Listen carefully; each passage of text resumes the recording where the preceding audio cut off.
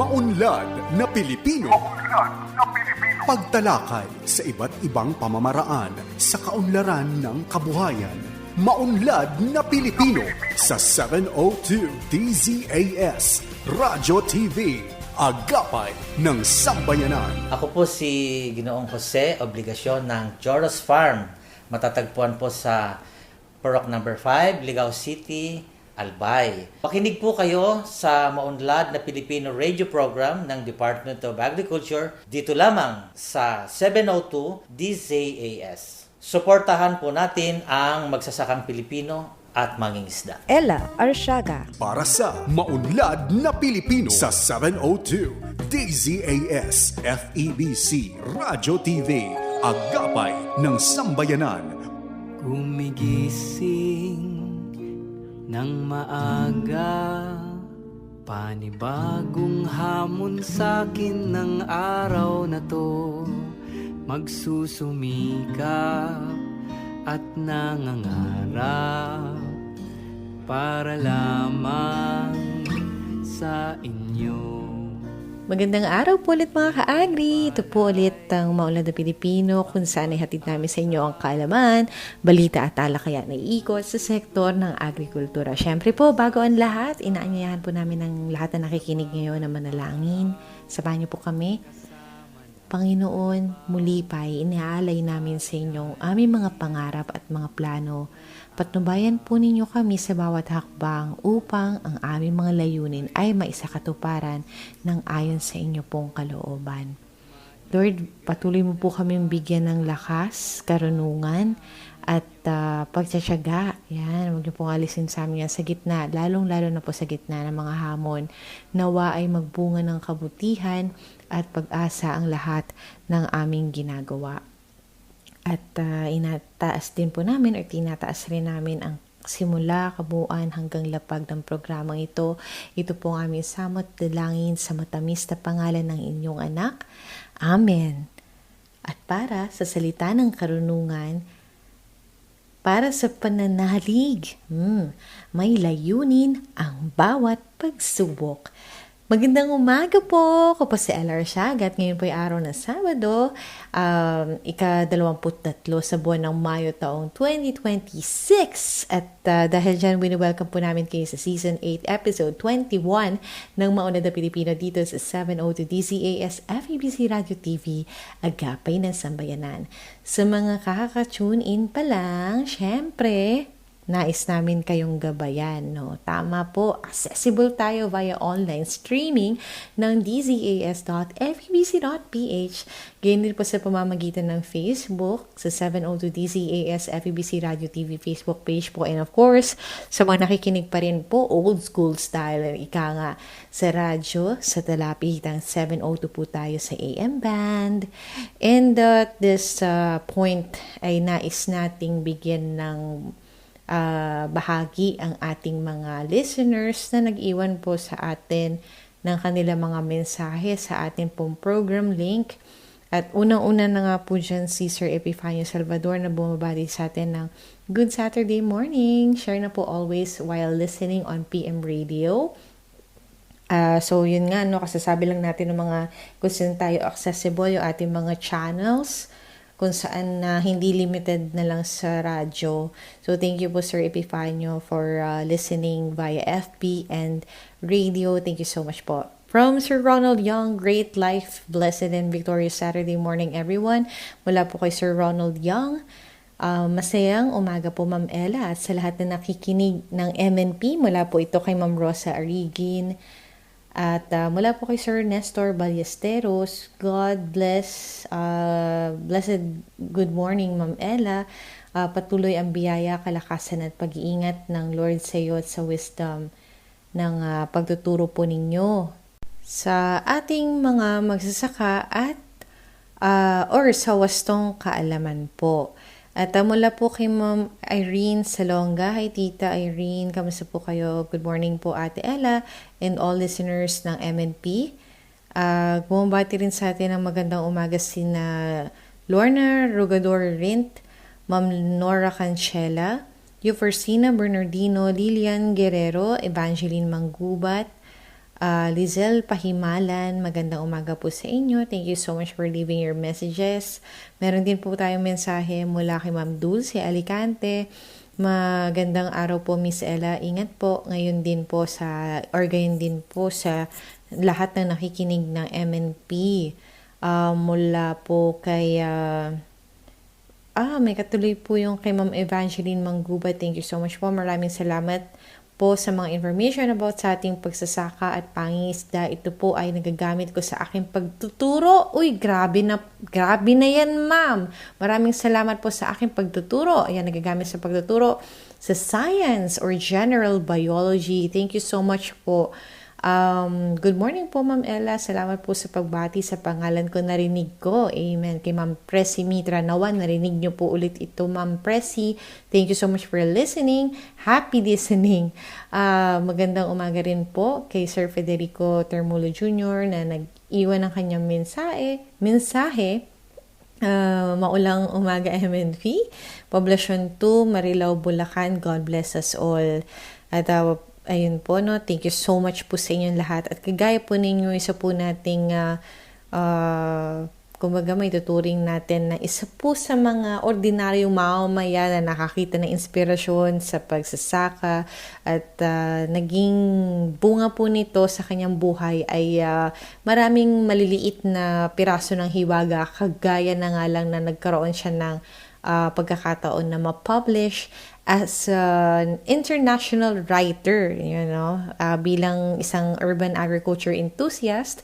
So, I had the privilege po of having over sa ating program for this morning ang chance na makapanayam ang isang self-published international writer and urban agriculture enthusiast na si Sir Von Howard M. Villaraza. Kasamahan ko rin po siya or nakasama sa mga klase, virtual classes po ng Toastmasters International. So, thank you so much po for this opportunity to interview you over sa naging kinalabasan ng iyong pag-explore ng urban agriculture.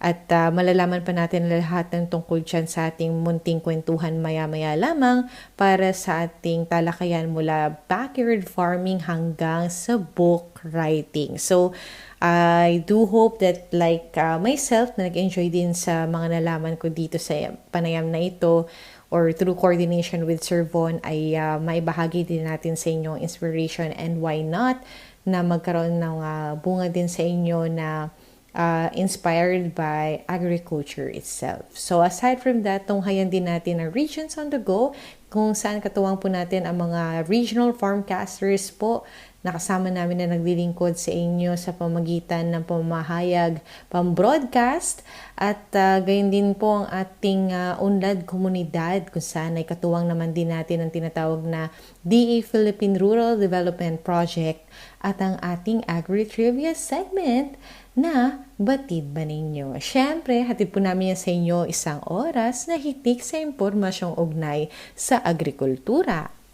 At ngayon nga po, or actually before ko pong ibato sa susunod na mga tagapagsalita or tagapaghatid ng balita, meron po tayo babahaging impormasyon kaugnay po ng ating huling linggo ng pagdiriwang ng celebration po actually ng ating buwan ng magsasaka at mangingisda or National Farmers and Fisher Folks Month. Ito nga po ay pangungunahan ng ating rice and corn sectors at we're so happy to share with you na like with the previous weeks kung saan nagkaroon po tayo ng mga scheduled webinars. Nagkaroon pa tayo ng Open Government Week last week, yan, na nag-coincide po sa ating third week na pinangunahan naman po ng ating high value crops at nakisali din po ang ating mga kasamahan mula sa organic agriculture. Ayan, ay for the fourth week of the month of May, ay meron pa din po tayong mga ganitong klaseng gawain kasi ito po ay scheduled.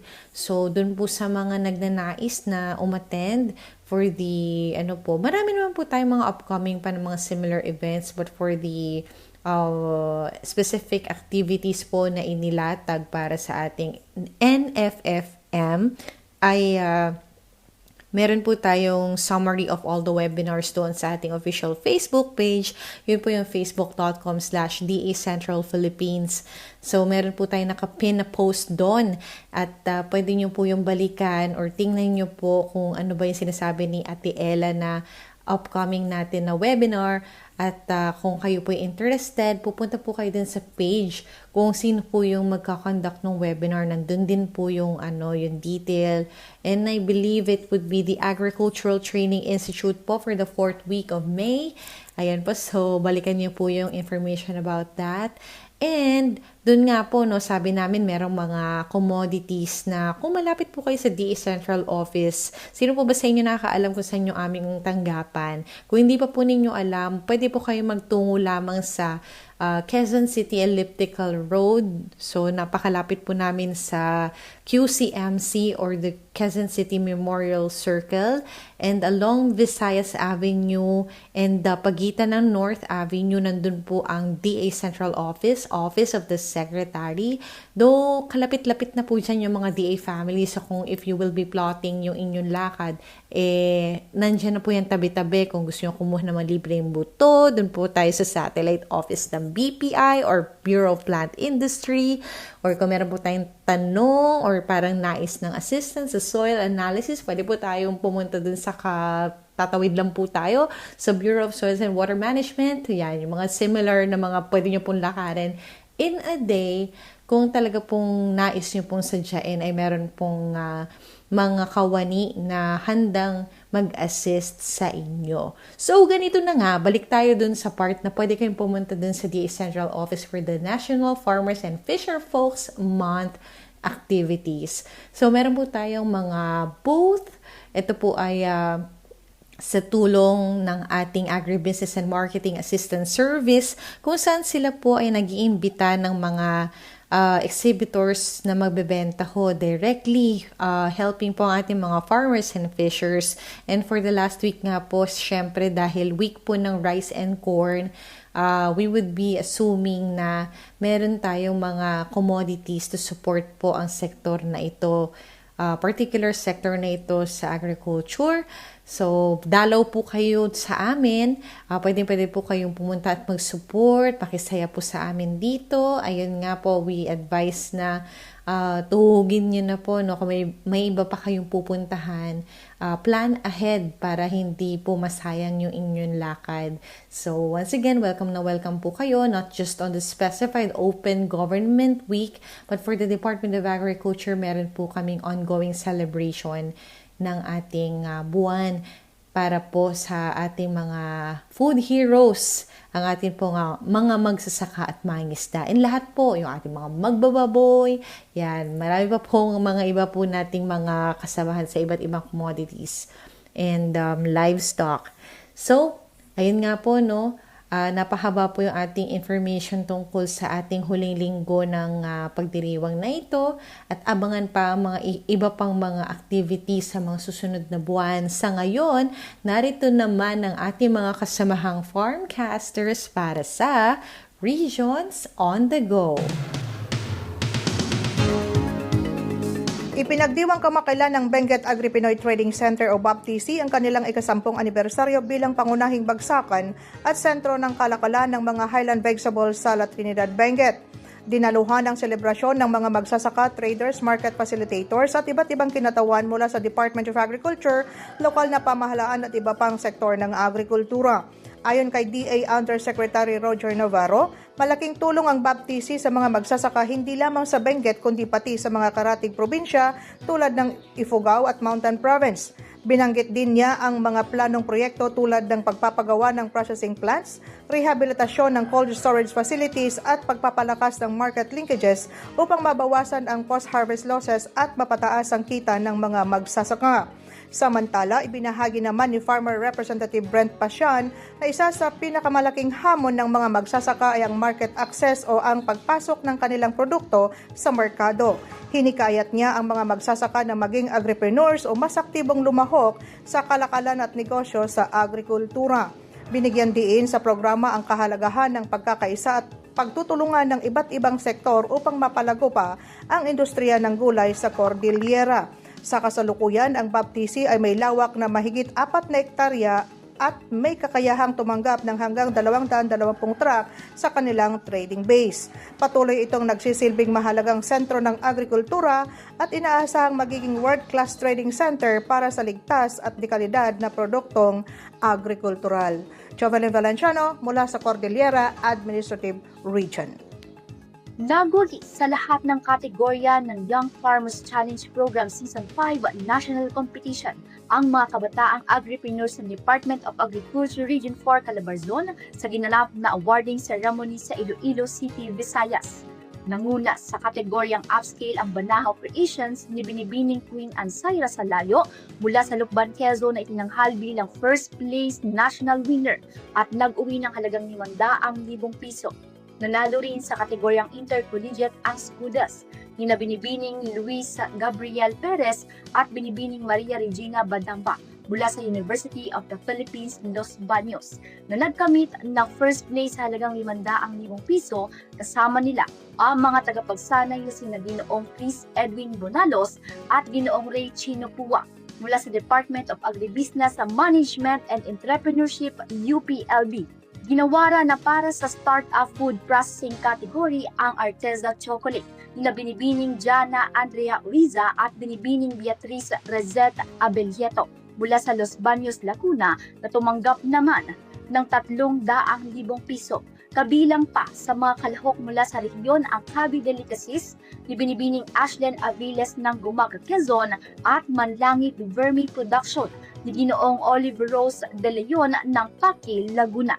Bukod sa kompetisyon, nagkaroon din ng ibang aktibidad gaya ng business pitching, networking at conference kung saan ibinahagi ng piling mga YFC alumni ang kanilang mga produkto, kwento at oportunidad sa merkado.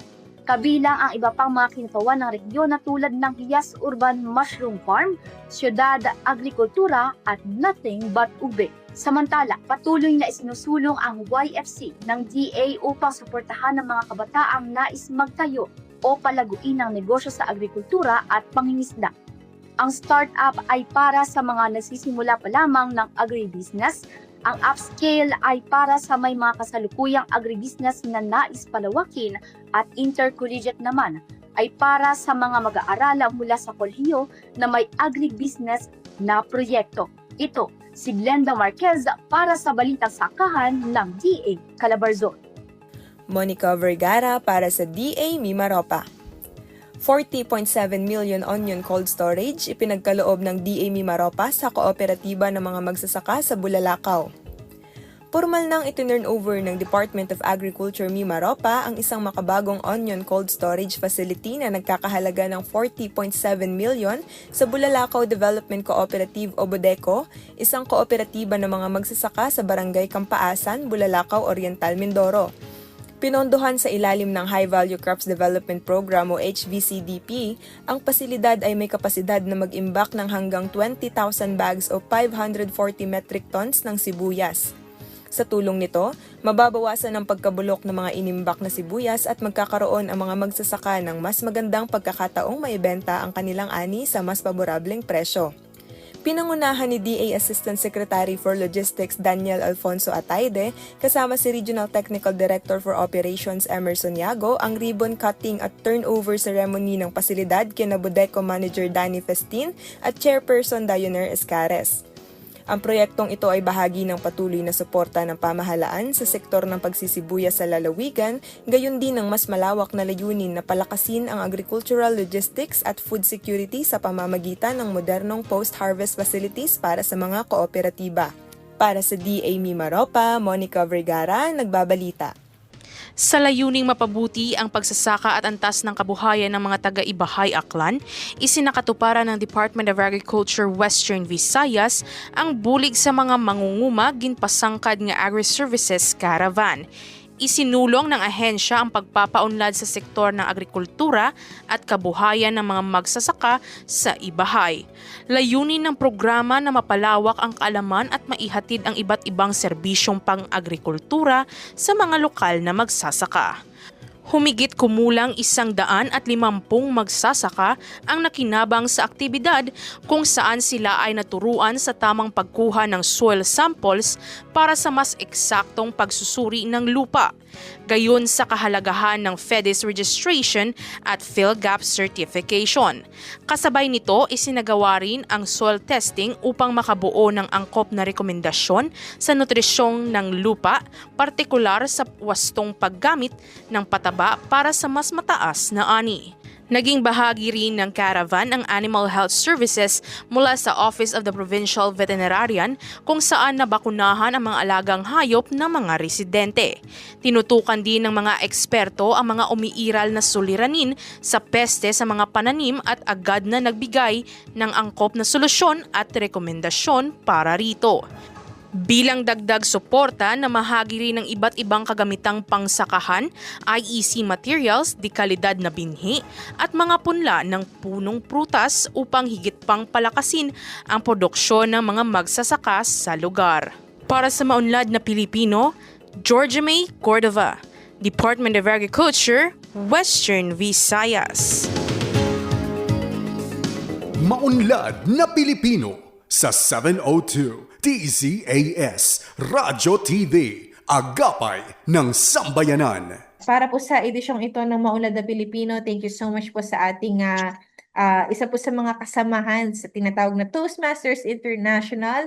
Ayan nga po, no? Pero for this episode, he's wearing the hat of, ipakilala ko lang siya as a self-published international writer and urban agriculture enthusiast na kamakailan po ay namataan nating na-feature sa isa sa mga major na pakayagan po ng ating bansa.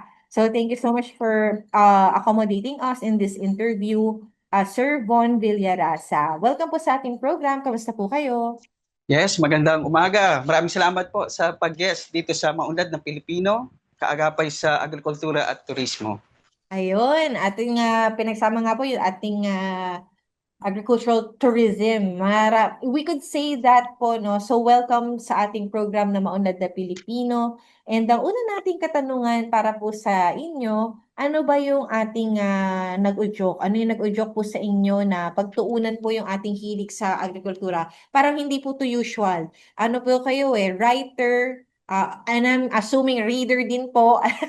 Kunwari hindi po tayo acquainted before, but writer po kayo na interested din sa urban agriculture. So, kumbaga sa mga kabataan ngayon, ang sinasabi nila, make it make sense. Ano pong meron dito, sir? Ayan. So, magandang umaga po ulit. Hindi ko pinalano or parang ito siguro yung tadhana ko. Hindi ko naisip na mapupunta ako sa ganitong pagkakataon. Gusto ko lang yung isang ordinaryong mamamayan. Pero dahil sa hindi nga natin alam kung ano yung gusto ng Diyos para sa atin. So, dito ako napasok. Umpisa, siguro yung pandemya, nawalan ako ng trabaho. So, mahirap yon. Wala kang pambili ng pagkain at wala kang talagang kapera-pera. So, naisip ko yung aming bakanting lugar dito. So, meron ako nakitang bakanting lote. Tapos, napapanood ko na nun mula sa aking pagbabasa din sa mga libro na tungkol sa mga agrikultura at wala namang ginagawa noon. At nakita ko rin sa mga online noon, yung mga tungkol sa agrikultura, urban gardening, at nakaisip ako ng paraan. At subok lang. Then, ayun, nagustuhan ko na siya. At higit sa lahat, gusto ko dito yung nalilibang ka na, tapos nagkakaroon pa siya ng epekto sa mental health mo. Tapos noon, pag nakita mong tumutubo yung halaman, meron ka ng pagkain. Ayun. May fulfillment dun sa part na yun na natugunan po through that need. Kasi yung yung kasunod na katanungan is, dumating ba ito sa punto ng pangangailangan kung kaya't ito ay inyong inumpisahan? Definitely, mukhang dun po talaga nag-stem, no? Kung bakit tayo nagkaroon ng interest and nakita nating inspiration yung vacant lot or bakanting lote natin. Ano po yung mga unang mga tanim, Sir Von, na una nating in-explore doon sa ating bakanting lugar? Una kong sinubukan dito yung kamatis, sile, okra, Yan kasi yung mga madaling tumubo na hindi mo kailangan alagaan, yung biglang susulpot na lang, provided na may mga nutrients kang nilagay, gano'n. Aloe vera, alugbati, yan, madadali lang yan. Nung nakita kong mabilis sila tumubo na kahit hindi mo masyado alagaan, syempre tinesting ko kung pwede siya kainin or something, konting research din. Ayun, in-apply ko siya at naging maganda naman yung resulta. At the same time, tulong na rin ng mga grupo tulad ng Urban Container Gardening, na-share ko ito sa kanila. At nagkaroon din sila ng pagkakataon na bumili at impluwensyahan ko sila sa pagtatanim. So talagang from the pandemic time po ito, no? So parang some years ago na po kayo nag-start din. And ito pong grupo ninyo, Urban Container Gardening, parang ito po yung Apo. naging exchange ng mga halaman na ito na una nyo lang tinesting kung kinakain ba yun or ano ba yun, masarap ba yun. So, paano nyo po ba papalago or siguro paano po yung mga paraan natin para ma-maintain yung ating garden? Sabi niyo po, ano yan bakanting lote niyo po yan. Ano po yung parang, bakit siya umokay dun sa environment na yun? Ano po yung mga naging adjustments natin? Syempre, kung ikukumpara natin sa ibang mga farmers na may mga lupa at may gamit. So ako, tumingin ka lang sa paligid mo, tapos yung aking mga abono or kitchen waste lang, tapos kumuha lang ako ng lupa sa bakanteng lote. Ngayon, regarding dun sa mga hakbang ko, steps para mapabuti yung pagtatanim ko, paglago nila, ang ano ko lang dyan, of course, online, sa YouTube, hugas bigas, ang pamatay peste ko naman dyan, yung sabon, dishwashing liquid, sili, bawang sibuyas. Yan, pahaluin mo lang yan, tapos pag may peste, sprayan mo lang siya. Tapos yung hugas bigas. Yung lupa naman, since bakanting lote dito, mataba naman siya, haluan mo lang ng mga compost at saka mga kitchen waste. Yun na. Tapos maaraw, ganon. Kahit hindi mo actually alagaan, basta nabigay mo lang yung sapat na nutrients, magugulat ka na lang biglang tutubo ng maganda. Kunwari, hindi ko ito nabasa dun sa artikulo kung saan na-inspire akong bigyan kayo ng panahon sa panayam na ito. Pero masasabi niyo po ba na malaki ang role ng pagiging isang tinatawag na green thumb sa inyo pong naging karanasan sa pagpapatubo po ng inyong mga gulay at halaman? Oo. Sa aking pagbabasa, nung una, naniniwala ako dyan sa green thumb. Pero nung napanood ko kay Kuya Don Bustamante, yung aming pong president sa Urban Container Gardening, sabi niya ay hindi kailangan maging green thumb ka. At napatunayan ko yan kasi nung una nga, ganun yung kaisipan ko, no? Pag green thumb ka lang, makakapagpatubo ko ng bulaklak or gulay. Pero hindi pala. Ang kailangan lang pala is tamang pag-aalaga, yung basic dun sa pagtatanim, mahusay na sunlight, tamang pagdidilig, yung mga abono at pamatay peste, magiging maganda na ang tubo ng iyong pananim. Ayun. Sa mga listeners po natin yung MNP lagi nag-guest lang ng mga parang season, yung mga technical mga tao, while may balance po tayo na tayo ay sa perspective naman ng mga talagang nag-eksperimento lang sa kanilang mga bakuran, kagaya nga po ng panauhin natin ngayon sa araw na ito. At nakikita natin na it really works. So may mga insights na po tayo na nakukuha dito. Kumbaga sa aming mga talakayan sa Toastmasters, ito yung mga tinatawag na gems, ika nga. So yung ilan sa mga gems or insights natin ay daanin natin sa obserbasyon. Ayan, dapat may tama tayong kaalaman para i-apply yung ating mga nutrients na sapat lamang upang hindi tayo maging sobra o kulang sa pagpapalago ng ating mga halaman. At syempre, nandun yung ating passion at kagustuhan na ito ay ipagpatuloy kasi dito sa setup ni na Sir Von, wala nga tayo ng mga parang usual na kagamitan. So ito yung pinagana lang natin yung mga kung ano yung mga meron tayo sa ating kapaligiran at tayo ay nagkaroon ng tinatawag na return of investment dahil ito ay tumubo nga na at lumago. So para po sa ating kasunod na katanungan, kanina nababanggit na natin yung samahan natin na container gardening. Sorry, napag-mix up ko siya.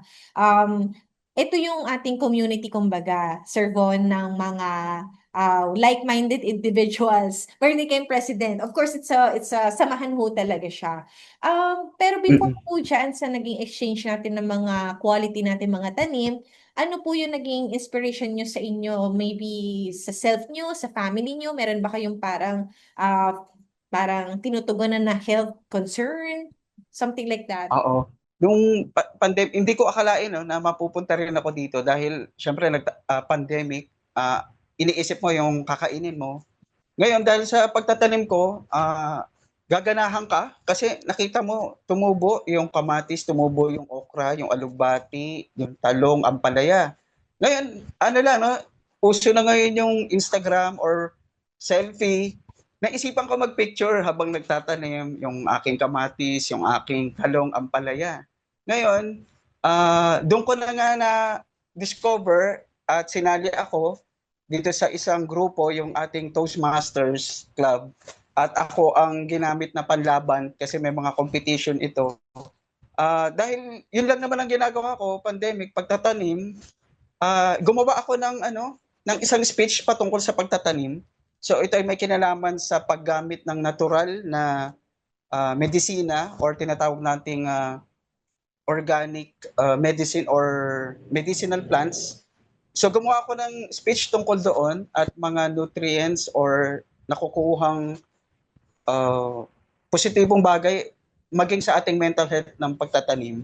At yun, nagulat na ako, biglang nanalo siya. At the same time, inalok na ako kung pwede ito ma-publish. So, alam mo yon, yung bigla ka na lang mapag-isip na nagtatanim ka lang tapos bigla ka na lang ilalagay sa pagpa-publish or na hindi ko inisip na matutupad ko yung aking pangarap na maging isang writer. Ayun. Congratulations on your published book, Sir Von. With that, meron tayong question. Siyempre, ano na lang, byproduct na lang tong katanungan na to, no? Yun nandun, may fulfillment part na tayo sa napatubo natin yung halaman, hindi natin akalain na nagbunga ito na na-inspire tayo enough to write a book. Of course, nung nagsistart tayo, hindi naman natin primary goal to. Ito yung para kumita. Parang yun po ba yung later on na ginagawa na natin ngayon dun sa mga tanim po natin? And ano po ba? Kumita rin po ba tayo dun sa book or what? Parang ano po ba yung status nito is it for sale? Yung mga ganun tipo po? Oo. Nung nanalo na ako, of course, yung pagpanalo ko sa speech, may profit na yon, may gain na, may ROI na. Ang nakita ko pang isang magandang kinalabasan nito, of course, yung pagkain. So, meron na akong self-producing pagkain at the same time na pagkakakitaan ko dahil naibebenta ko ito through ornamental plants, gulay, herbal sa mga kagrupo ko dito sa Urban Container Gardening. It's a nationwide group, no? Buong Pilipinas or international member ng UCOG. At the same time din, ang concern ko dito dahil nagbabasa rin ako syempre, nalalaman ko yung epekto or kahalagahan ng isang gulay, bulaklak, herbal. Yung pagkakataon din sa aking nanay ay may sakit pong diabetes. So nalaman ko po na itong insulin plant, ayan, ay isang mabisa rin ng herbal na halaman na nakakatulong sa pagpababa po ng sakit sa aking nanay po sa diabetes. So ito nga yung mga, I'm sure na after ng pandemic ay nagpatuloy ka because nandito ka sa mga, para may tinutugunan ka mga purposes, yun nga sa health ng parents, yun nga sa curiosity natin about yung sa pagpapalago ng halaman, and of course, yung time na medyo challenging kasi wala tayong source of income, ito yung mga nagtawid. So ngayon masasabi, ayun na-touch din natin briefly about sa mental health. Kaya parang nakatulong din ang gawain na ito para maitawid tayo sa mga challenging times na ito. And TM Von, meron ba tayong parang plans pa po na mga parang activities pa din? Ano ba yung current status natin na, ito nga, nabanggitan natin na ipinagpatuloy pa rin natin yung ating naumpisahan nung pandemic time. Ano po yung plans natin when it comes to writing and then of course yung ating passion for agriculture? Ayan. So, naging maganda po yung bunga or epekto nito na hindi ko akalain sa aking pagtatanim ay maitatawid nito yung aking pangarap sa pagsusulat. Sa ngayon po ay kinuha po ako ng AG Literary Press bilang kasapi nila para ipagpatuloy yung publishing at ganoon din po ang book coaching. Pangalawa po, meron na rin po mga offer sa akin sa pagsusulat ng mga libro. So tinatapos na po yan, pinapakinis pa po. At the same time, tumutulong po tayo sa agrikultura at turismo. Dahil dito po sa ating pagkahilig. So nung naging malawak na po ang aking kaalaman sa urban container gardening, tayo po ay inanyayahan sa mga farms dito sa Bulacan at naikot ko na po ang karamihan dito sa mga lungsod sa Bulacan na mga kakilala po natin sikat, mga retired employees ng government, mga dating sundalo na nag-invest po sa farming, sa resorts, at nakita ko pong gaano kaganda ang epekto po nito sa isang komunidad. At the same time po, hindi po kayo mahirapan na maghanap ng inyong kakainin. At napakasaya po, promise po.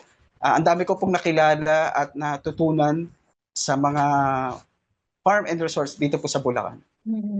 So marami na tayong narating, Sir Bon, sa atin nga pong curiosity lang talaga yung nag-start eh. Tama ba? Kasi parang from that, na na-inspire ka sa what's around you, ay nagkaroon ka ng community, nagkaroon ka ng book, and meron pa tayong mga upcoming pa natin na mga projects na kababanggit mo nga lang. And Ano po yan? Hindi ko po yan pinilano. Hindi ko po yan pinilano. Oo. Basta kung ano lang yung available, gawa lang tayo na gawa, magtanim. At yun, bigla na lang magsusunod-sunod kung ano po yung talagang purpose po natin dito sa buhay. Tama. So masasabi natin somehow na yung suliranin natin nung pandemya ang naging inspirasyon natin sa pagpili ng adhikain kagaya po nitong kasama nating pagbabasa, pagsusulat sa agriculture. So kaugnay nga ng ating hilig sa pagbabasa, ating pag-usapan yung tungkol sa ink, yung ating aklat, yung page to stage, paano mo natahak sa daan na ito, ika nga, ang tinatawag nating self-discovery. Ang aklat po na Ink, From Page to Stage, ay kalipunan po o isang antolohiya ng mga naipanalong speeches. So ito po ay composed ng 16 writers and authors at nakabilang po ako doon at mapalad po na sama sa magagandang mga talumpati o speeches, mga champion o kumbaga ay mga nanalo. So meron po ako dong entry na 5 at dahil din po yung mga aking pong kasama ay mga sikat na writers din po, na authors, isipin nyo, no? Ako po yung walang kaalam-alam at biglang sumulpot na lang at na-publish pa internationally. So yun po, sobrang natutuwa po ako at nabigyan ng pagkakataon. At dahil dyan po sa pagtatanim na yan ay nabigyan po ako ng kamalayan sa pagsusulat pa at maging produktibo pa sa inaharap na pagkakataon. Ayun, baka may mga nais kang batiin o pasalamatan as we wrap up yung ating interview at siguro marahil ay makarinig na rin kami ng maikling mensahe para sa ating mga tagapakinig, lalo na yung mga siguro nasa kaparehas mo na na sitwasyon at nais nating hikayatin sa sektor ng agrikultura. Ayan. So maraming salamat po unang-una sa Maunlad na Pilipino, ang agapay po sa agrikultura at turismo sa pagpapaunlak po sa akin dito. Binibiyang pugay ko rin po at pasalamat si ginang Coach Ayo Gutierrez na siya po ang nagpaunlak para ma-publish po ang aking mga speeches, kay TTM Donnie Oliveros na kung di po dahil sa kanya, na-discover niya po ako sa isang bookstore po sa Fully Book at inihan niya ako dito sa book club at naging Toastmasters nga po. Si Ginoong Kuya Don Bustamante na po, na leader president po ng aming Urban Container Gardening. So nagkaroon na po kami ng meet-up or reunion at nakilala ko po ang buong Bulacan at iba pa ng mga karatig na members po nito at very active po sila at namimigay ng mga libreng buto or binhi para magtanim po. So hindi na nyo na kailangan bumili. meron na po nito, itatanim niyo na lang at aalagaan para po kayo magkaroon ng pagkakakitaan, paglilibangan, at higit po sa lahat ay may makakain. So ang payo ko lang po, magbasa, magtanim, at magsulat. Ayan po. At higit po sa lahat, wag po natin kakalimutan magpasalamat po sa Diyos na nagbigay po ng lahat ng blessings. Minsan po kasi, no, ako po hindi ko po, kumbaga wala po ako idea, basta nagtatanim lang, nagsusulat, ayan na po ang mga blessing sa ating kapaligiran. Ayan. And with all that acknowledgement sa mga pinasalamatan natin, baka may nais ka ding i-share na mga social media pages, baka may mga, yun nga, yung mga interested na like-minded individuals to keep in touch with you. Yes, gusto ko pong ko yung imbitahan niyo po, i-follow niyo po ako sa aking Facebook, yung Tuklas Pahina at Tuklas Gardening. Ganun din po, abangan niyo po yung aking launching book or libro. So pinapakilis pa po, ito'y patungkol po sa isang horror. Ayan. So sana po maging maganda po. At higit po sa lahat, isa rin po akong advocate ng agrikultura turismo dito po sa Bulacan. Kung may gusto pong mag-artista dyan, gusto mag-tour, ayan po. So meron po tayo niyan. Hindi lang po tayong pang-agrikultura, pang-showbiz pa rin din po. Ayun, 'di ba? Parang Ayan hindi po secluded na sektor ang agrikultura. It's very much alive sa mga buhay po natin. And thank you so much po, Sir Von Villaraza, for gracing our program and balancing po yung mga usual namin na mga nagigest. And of course, kayo po ay real person na nagbabanggit ng inyong karanasan sa urban agriculture. So, greetings na rin po sa ating mga urban agriculture na mga enthusiast kagaya po ninyo. Once again, we had po yung ating self-published international writer. Abangan nyo po ang kanyang publishing na libro na coming soon, ika nga. Pero maaaring tunghayan na yung kanyang unang na published na libro. So once again, another of the many na mga urban agriculture enthusiasts natin, si Sir Von, Howard, and Villaraza. Welcome and thank you once again sa ating time na binigay sa ating program. Yes, ma'am. Maunlad na Pilipino sa 702 DZAS Radyo TV, Agapay ng Sambayanan.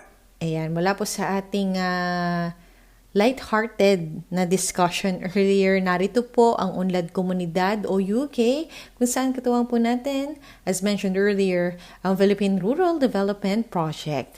And makasama po natin for this morning si Bexmay P. Humawas, manunulat mula sa RPCO 7.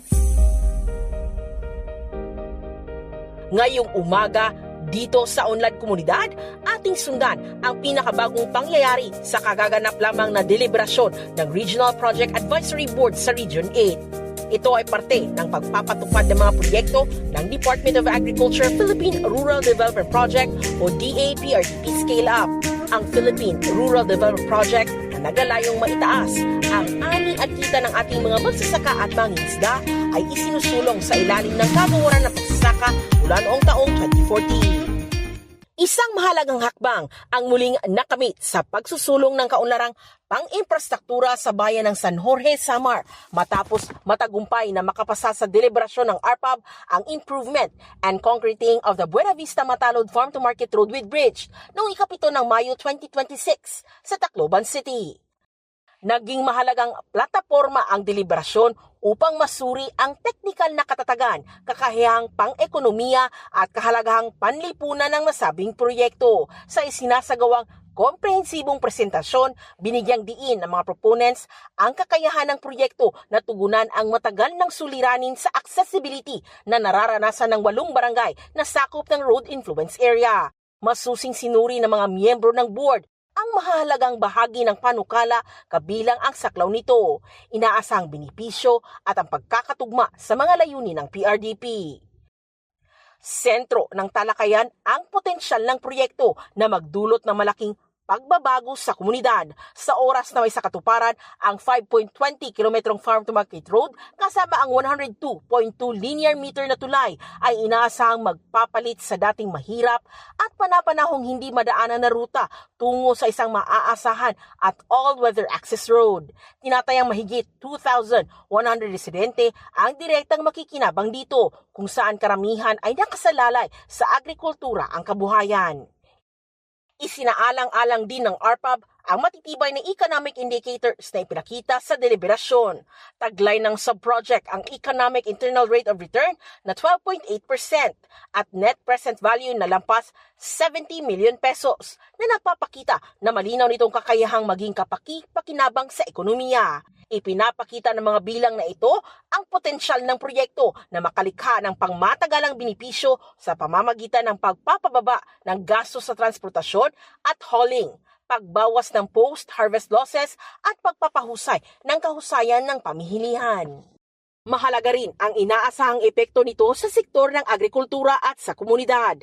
Inaasahang mababawasan ng malaki ang oras ng biyahe, mapapadali ang mobilidad at mabibigyan ng oportunidad na mapalawak ang nalilinang ng sakahan sa higit 2,200 hektarya ng agricultural land. Makikinabang dito ang mga magsasakang nagtatanim ng niyog, palay, saging at iba pang high-value crops sa pamamagitan ng mas maayos na access sa pamilihan, farm inputs at mahahalagang serbisyo. Sa isinagawang deliberasyon, kinilala ng board ang masusing paghahanda ng subproject at ang pagkakatugma nito sa layunin ng PRDP na isulong ang isang moderno, inklusibo at market-oriented na sektor ng agrikultura at pangisdaan. Nagbigay rin ang board ng mga konstruktibong mungkahi upang lalo pang mapatibay ang panukala at matiyak na sapat na matutugunan ang lahat ng teknikal, pangkapaligiran at panlipunang safeguards sa mga susunod na hakbang. Ang matagumpay na deliberasyon ng ARPAB ay isang mahalagang yugto tungo sa tuluyang pag-aproba at implementasyon ng subproject. Higit pa sa isang procedural achievement, sumasalamin ito sa sama-samang hangarin ng iba't ibang stakeholder na mamuhunan sa infrastrukturang magpapabuti sa buhay ng komunidad at magsusulong ng napapanatiling pag-unlad sa kanayunan. Habang papalapit sa katuparan ang Buena Vista Matalod FMR, nagsisilbi itong patunay sa kakayahan ng collaborative planning at evidence-based decision-making na maghatid ng mas maayos na mga kalsada, mas matatag na ekonomiya at mas magandang kalidad ng buhay para sa mga mamamayan ng San Jorge. Para sa iba pang mga proyekto ng DAPRDP, patuloy na makinig dito sa Unlad Komunidad, ang programa sa radyo ng Department of Agriculture, Philippine Rural Development Project, Enabling Communities, Expanding Opportunities. Special thanks po goes to our Info Ace, especially po kay Ma'am Julie Ace Brandon Arbaraw, and to the rest of the team for helping us bring ang ating Unlad Komunidad segment for this morning. And with that, abangan pa ang mga inihandang bahagi ng DAPRDP once again dito sa Unlad Komunidad. Dito pa rin sa Maunlad na Pilipino 702 DZAS. At hatid po sa atin ni Binibining Ira Cruz ang ating Agri-Trivia segment. Magandang umaga, ang ating Agri-Trivia segment ngayon ay magpo-focus sa Philippine Sustainable Agriculture Transformation o ang PSAT. Batid ba ninyo na inilunsad ng Department of Agriculture o DA ang kauna-unahang malaking programang pang-agrikultura sa bansa na gumagamit ng results-based financing upang mapalakas ang produksyon ng pagkain at matulungan ang milyon-milyong magsasaka. Noong ika-15 ng Mayo, inilunsad ng DA ang Philippine Sustainable Agriculture Transformation o PSAT program na may pondong umaabot sa $1 bilyong mula sa World Bank. Layunin ng programa na gawing moderno ang sektor ng agrikultura, pataasin ng ani, papatagin ng supply ng pagkain, at palakasin ang kakayahan ng mga magsasaka laban sa epekto ng climate change. Ayon kay Francisco P. Chu Laurel Jr., ang kalihim ng DA, malaking tulong ang programang ito upang mapataas ang produktibidad ng mga sakahan, maprotektahan ang kabuhayan ng milyon-milyong Pilipinong umaasa sa agrikultura, at mapalakas ang rural economy ng bansa. Nakatuon ng PISAT sa 3 pangunahing layunin: pagpapataas ng produksyon sa rice-based farming systems, pagpapahusay ng value chains at climate resilience, at pagpapalakas ng institutional performance ng sektor ng agrikultura. Kaakibat din nito ang Technical Assistance for Sustainable Agriculture Transformation o TASAT grant na nagkakahalaga ng $24.5 milyong katuwang ang pamahalaan ng United Kingdom. Samantala, sinabi naman ni Sarah Hulton na mahalagang mapabilis ang transformation ng agrikultura dahil direktang naaapektuhan ng matitinding bagyo, pagbaha at climate change ang food security at kabuhayan ng mga magsasaka. Batid ba ninyo na sa ilalim ng programang ito, inaasahang makikinabang ang hindi bababa sa 5 milyong magsasaka sa pamamagitan ng mas modernong serbisyo, mas matatag na value chains, at mas manatibay na sistemang pangpagkain. At iyan ang ating Agri-Trivia segment ng Batid Man Ninyo. Ito po si Ira Cruz. We are so happy that we have been able to bring sa inyo po once again ang MNP or ang Maunlad na Pilipino. Ito po yung programang pangradyo na hatid sa inyo ng Department of Agriculture, Agriculture and Fisheries Information Division. We're so happy to have this opportunity na makapaglingkod po sa inyo sa pamamagitan nito. At para sa pagkaing kaisipan, mula sa Aklat ng Mga Awit, Kabanata 11, unang talata. Ang kaluwalhatian ng Diyos ay ipinahayag ng kalangitan. Ang ginawa ng kanyang kamay, ipinakita ng kalawakan. Mula po sa Department of Agriculture, inyo pong napakinggan ang edisyong ito ng Maunlad na Pilipino dito sa 702 DZAS FEBC Radio TV at Gapay ng Sambayanan na may himpilan po sa Ortigas Center, Pasig City at kasapi sa KBP o ang Kapisanan mga Broadcaster ng Pilipinas. Ayun, I guess it's safe to say that by this time, meron po kaming special announcement. Yan, a few weeks from now, meron po kaming inihanda sa inyong something special. So, abangan po ninyo yan. Specifically, coinciding na medyo, sa madaling, hindi siya madaling sabi pero parang ayon sa iba, parang medyo luto na. So, parang we're sharing with you na natatapat po ito sa 78th anniversary ng ating station. At with that, we would like to greet po in advance ang ating DZAS family na magdiriwang po ng ating anibersaryo sa darating na unang Sabado ng buwan ng Hunyo. At yan nga po ang ating 78th anniversary. We're so having the chance to be of service sa inyo through our radio program dito po sa ating station. Masaya po kami because with this mission sa radio ministry, we are one with 702 DZAS FEBC until all have heard. So, yan nga po. The mission continues. Maraming salamat po sa halos 8 dekada na pagsama. Definitely, I'm just cog in the machine. Kumbaga, yung MNP is one of these, parang instruments na nagagamit para po maipalaganap yung ating mga kaalaman tungkol sa sektor ng agrikultura through our radio guests and segment producers. Lahat po nang nagbe-bring together ng ating program. We are so lucky to be alongside with you all na mapakita po yung magandang gawa ng ating Panginoon through this program. So thank you, Lord, for always blessing us with overcoming all the challenges. Ayan. So, ayun nga po. Ito yung madaling sabi. See you po sa June 6. Same time, same day. And watch out for announcements pa po. Kumbaga mag-atabay po tayo sa mga anunsyo pa po kaugnay ng episode na ito. More announcements from all of our official channels, including po ang aming facebook.com/maunladnapilipino, Yun po, pwede po kayo mag-abang-abang doon. Or dito po, habang nakikinig po kayo, may one Saturday left pa po kami for May. So, baka meron pa kaming mas definite mga mas sure na mga details patungkol po sa ating anniversary episode 1 in celebration or 1 in mission with our station, FABC.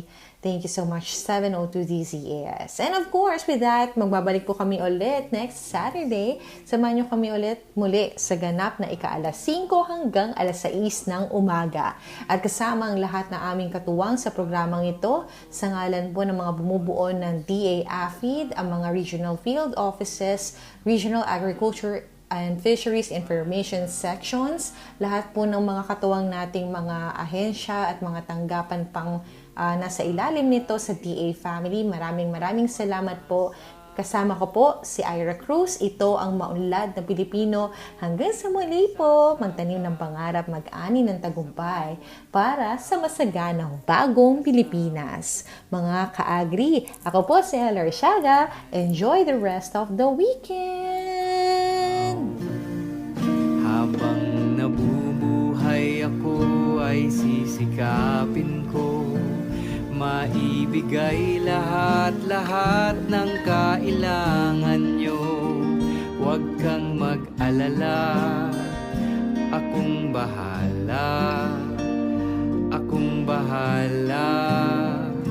sa inyo. Maunlad na Pilipino sa 702 DZAS Radyo TV, Agapay ng Sambayanan.